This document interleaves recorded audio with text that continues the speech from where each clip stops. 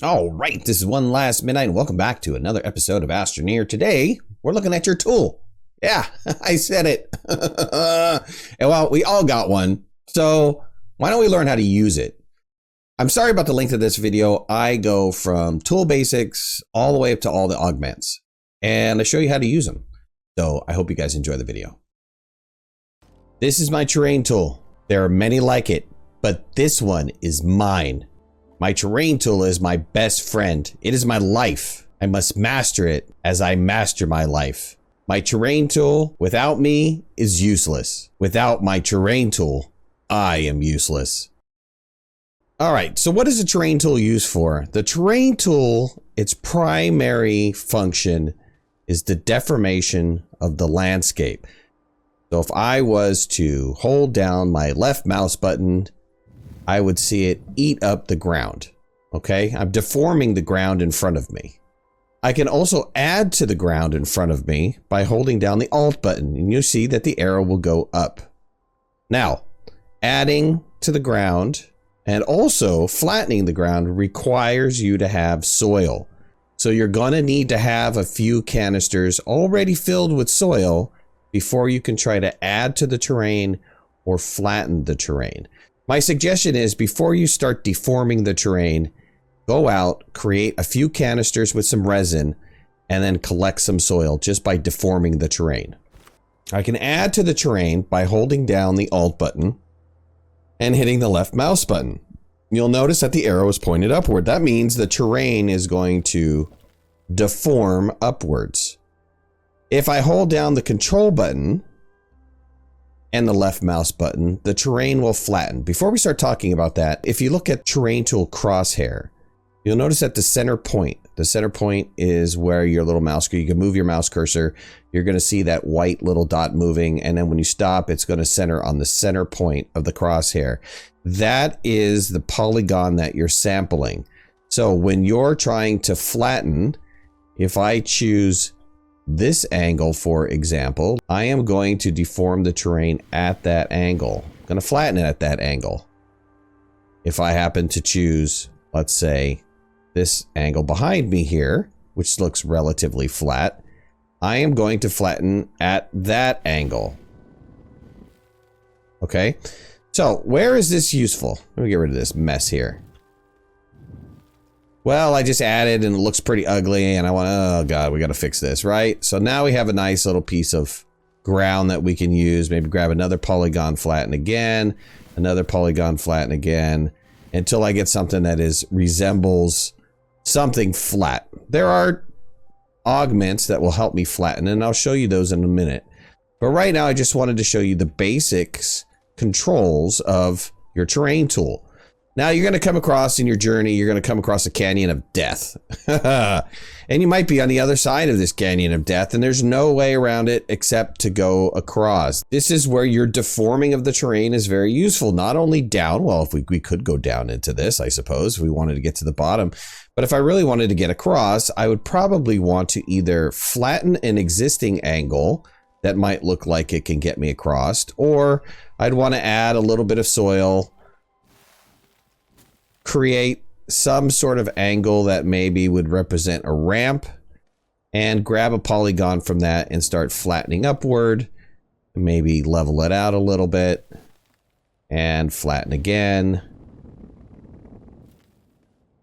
And maybe, I don't know, start leveling down with this polygon and create myself a ramp across the canyon of death so that I don't fall down and die, right? That would be nice.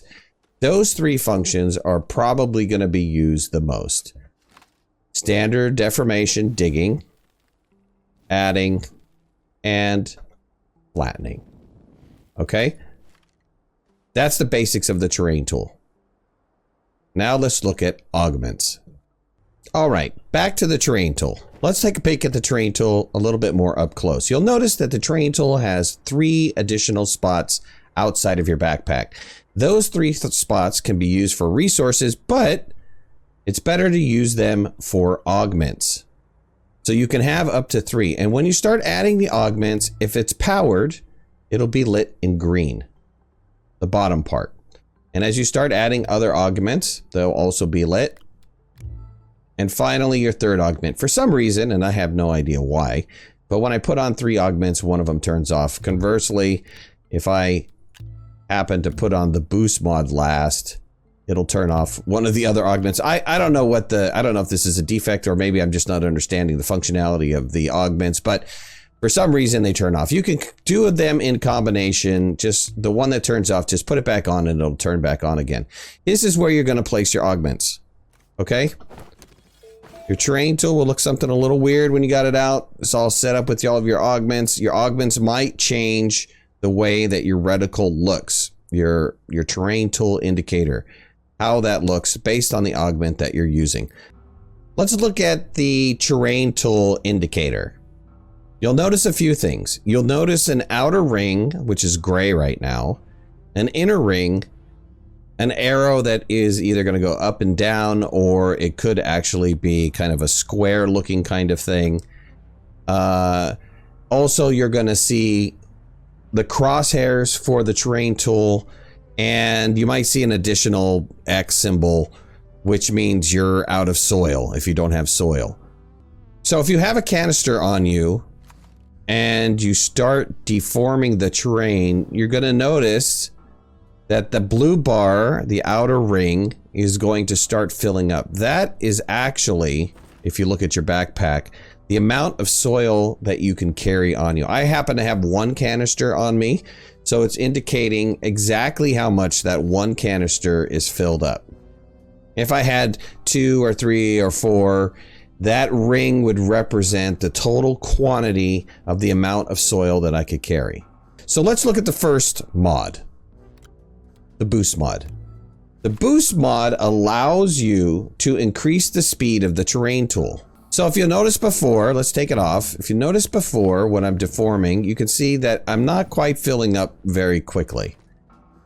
If I put on the boost mod and then use my terrain tool to dig down, you'll see that I'm digging quite quickly, and also my soil, my outer ring, is filling up equally faster. This is a great first mod to have because it'll allow you to get soil quickly. It'll allow you to deform the terrain faster so that you could do more work, because a lot of your work is going to be in the cave system mining off resources.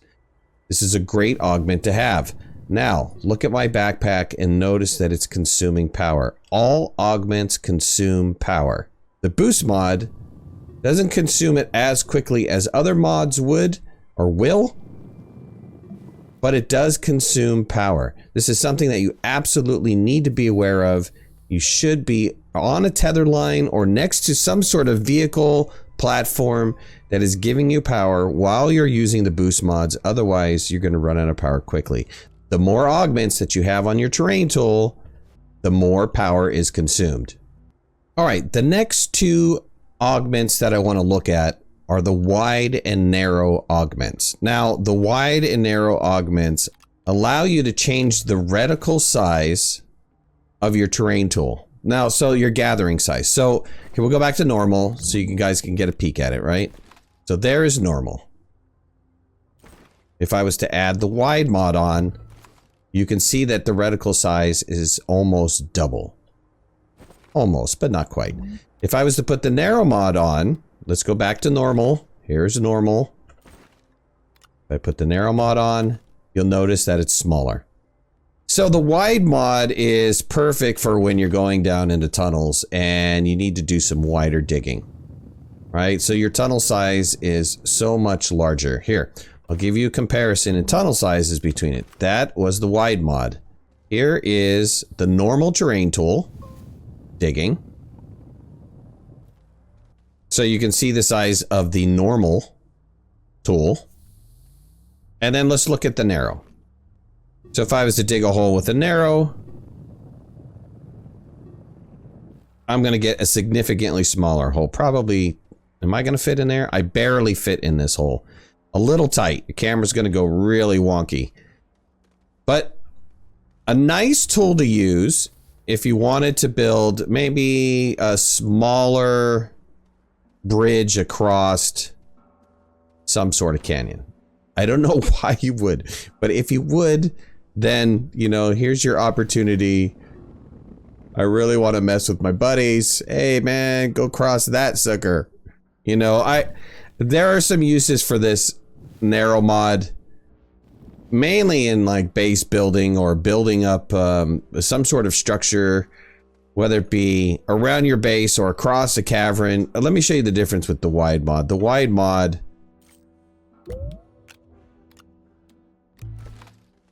creates a much larger space.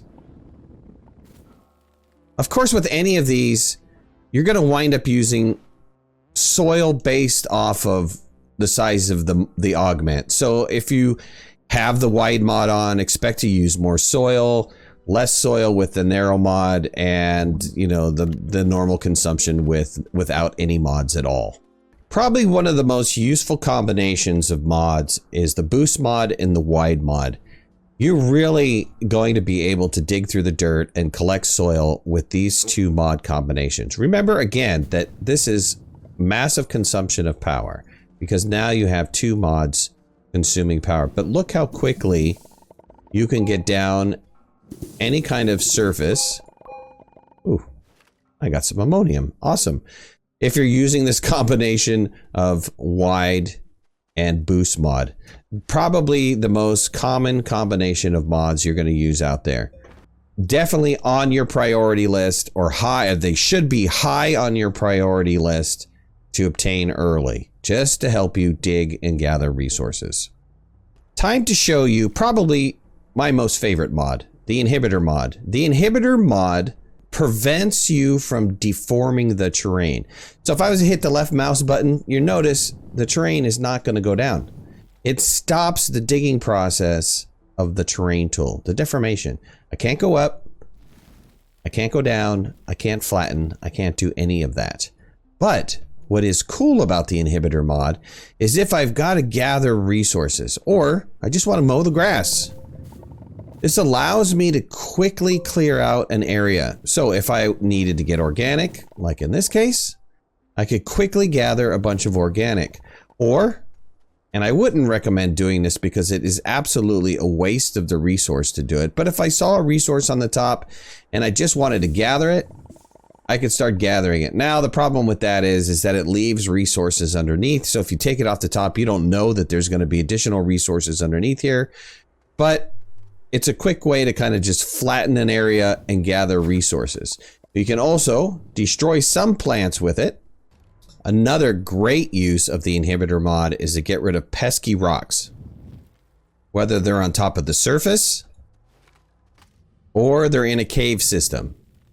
This will allow you to quickly clean up an area if you're unable to drive through it, or if you're unable to walk through it. The inhibitor mod will allow you to remove some of these items to make it easier to traverse. All right, let's look at the next mod, the alignment mod. The alignment mod creates a flat plane that is perpendicular or tangent to the curve of the planet, depending on the direction that you're looking. Now, a lot of techie talk for being able to flatten the terrain to true flat. Now, I have to admit, I am not the best person to use the alignment mod. I have a difficult time understanding how the alignment mod exactly works, but you notice that if I have my terrain tool in a place that is a little bit bumpy and I want to get to some sort of true flat, I can hold it down and it'll allow me to get to a true flat. From here, I can easily flatten this out and widen this out. It'll be a true flat. If I'm on the side of a wall, you'll see that a change. I'm trying to find a steep enough curve. Here you go. You'll see a change where the terrain tool is, it's almost like it's vertical. If I was to flatten this, it's actually going to make a vertical flat pillar. So this is great for creating walls, right? So here is a great example of a flat wall. Oh, sorry. I was holding it down. If you hold down the terrain mod and you do this, you actually will wind up making a circle. Can we do this for you guys? Let's do it somewhere else, because that's a good example of me flattening. Oop, there's a tear in the environment here. Let's see here. Let me get to... There we go. Gonna get something crazy. All right, here. If I hold it down and move around, you can actually wind up creating a nice little circle structure. I ran out of power, but here you go. It's the beginning of a dome, right? If you run out of power, this is a great example. If you happen to run out of power while you're using your augments, don't worry about it. Your terrain tool will go back to its normal state, so its default state. It'll just no longer use the augments anymore, but you won't be able to, it won't stop you from using it. Okay, to get back over here. Once you find your flat state, whatever that might be, you created a flat state for a wall, you created a flat state for the ground, take off the augment tool and continue on with that flat state, and it'll maintain that flat angle. So here's a nice flat wall. Let me see if I can fix the ground here. Oh, mouse got stuck. Flatten that out again. No big deal. And let me come flatten this out again. Let's take a look at the terrain analyzer. The terrain analyzer allows you to store terrain colors. So how do you go about doing that? Well, if you notice that on your terrain tool reticle, that downward arrow is green, that is the color that I'm going to sample. So if I move over to the orange, I'm going to sample that orange. If there was 2 shades of green here. Is that a darker shade? Here, yes. Here's a lighter shade of green. Here's a darker shade of green. There's an orange. If I was to start sampling this terrain, if I'm just starting to deform this terrain, you'll notice that if you didn't see it already, you'll notice if you look at the augment right here, this terrain analyzer right here, you'll notice that it's starting to fill up. If I continue to keep sampling this color,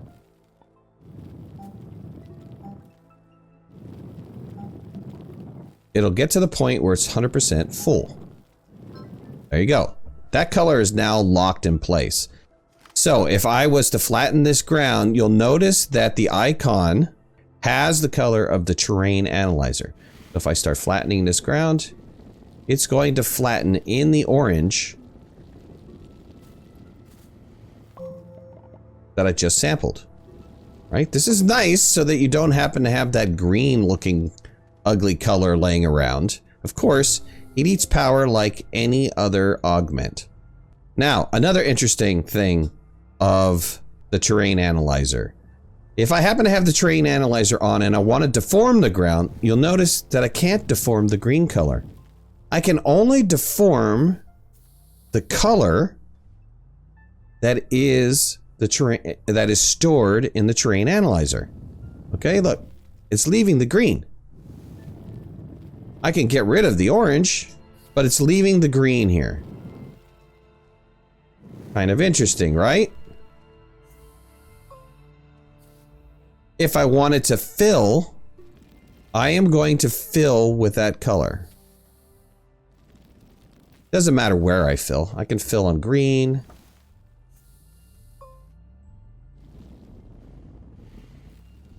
Go back and flatten. All right, that's one part of the terrain analyzer.